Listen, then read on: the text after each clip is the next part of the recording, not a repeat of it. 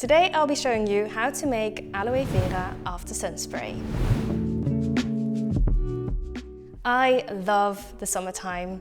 The sun gives you a really nice tan and everything just looks beautiful in summer.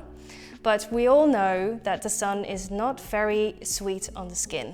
It actually can damage it permanently when we overexpose ourselves to these lovely warming sun rays. So I was looking for a Aloe Vera Aftersun lotion in the stores, and I only found lotions that are filled with synthetic additives, and I have a really sensitive skin, so I would love a product that doesn't sting on my skin, especially after sunburn. So I came up with this idea of making a spray, and this Aloe Vera Aftersun spray is perfect for my sensitive skin.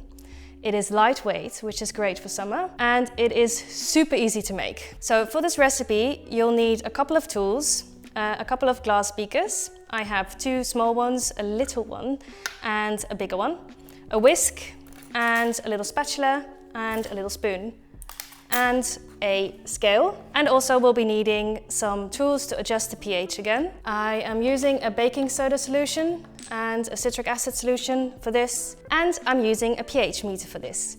Normally you've seen I've used pH strips, but a pH meter is also a very accurate way of measuring your pH, so I'll be showing you how to work with this today. For this recipe we are using 45.9% of witch hazel, 44% of lavender hydrosol, 5% of glycerine, 0.1% of Allantoine powder, 0.5% of aloe vera, and 0.5% of panthenol.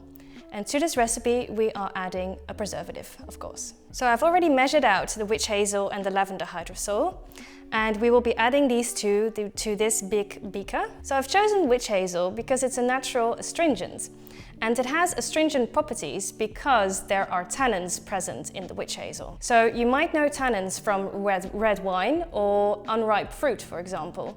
They give you this dry, puckery taste in your mouth, almost like you've sucked on some powder or something. This is the tannins that are present in plants. They actually protect plants from pesticides and predators. Very cool, right? So I've added lavender hydrosol because it has soothing and calming properties for the skin and is also a slight astringent. When something is called an astringent, it has a tightening effect on the skin and helps to soothe irritation and redness. Just like in plants, it helps to protect our skin for external factors. So the hydrosols are a base of this recipe, and in this base we're going to mix in a few ingredients that are great for sunburn. I've chosen D-Panthenol, which strengthens and rejuvenates the skin, glycerine, which is a natural humectant. It attracts moisture to the skin, great after sunburn when your skin can feel quite dry and flaky. And we are using Allantoine. So Allantoine is a very special ingredient.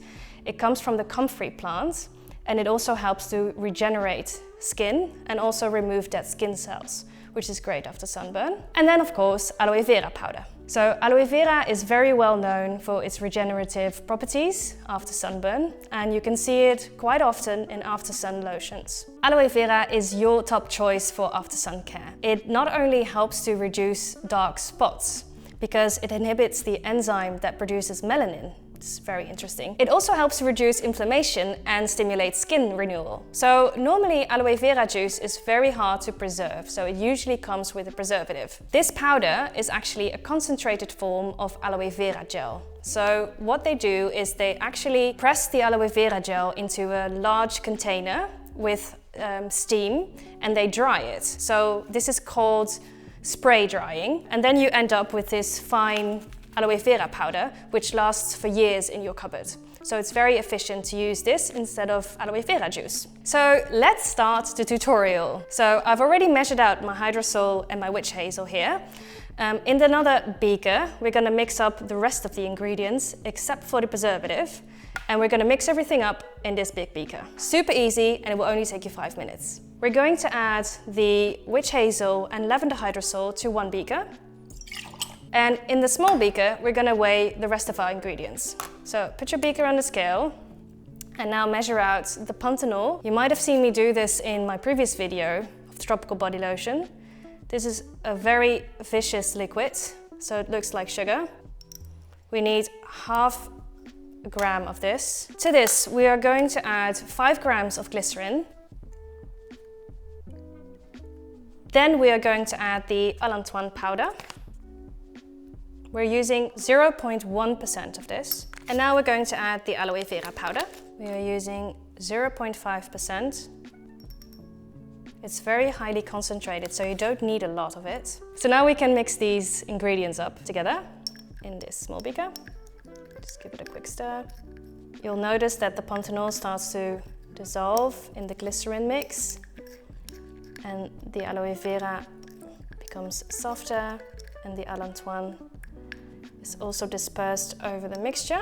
You might get a few crumbs in there, that's totally fine. It will all dissolve in the water mix. And now we are going to add a little bit of the Lavender Hydrosol with witch hazel to the aloe vera mix.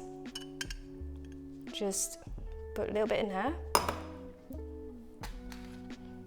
and give it a quick stir, and then combine it with your water phase. You can see there's a little bit of residue in there. You can add a little bit more of the water mix, scrape it off the bottom, and then just add it to the rest. And now we have everything in there. Okay, have your little whisk ready? And we are almost done. Can you believe it? How easy this was already. So before we are going to add the preservative, we will measure the pH first. I have my pH meter here.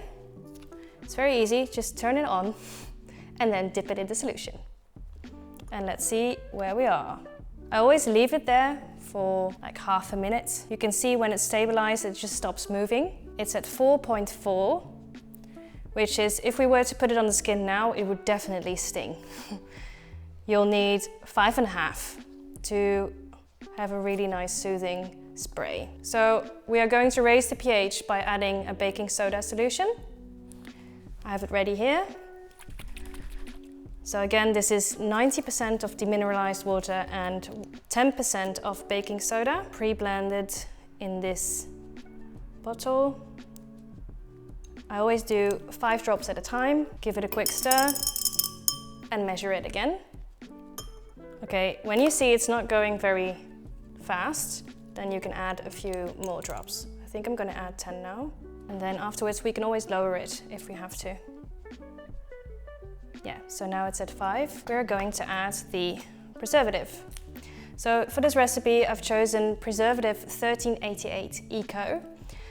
We will be adding 4% of this in the recipe. Normally it's around 1%, but because this is a different kind of preservative, it needs 4% for full protection. Preservative 1388 Eco is actually made from sodium levulinate and sodium anisate, which are both organic salts from acids that come from cane sugar and star anise. So now we're going to add the preservative to the mix.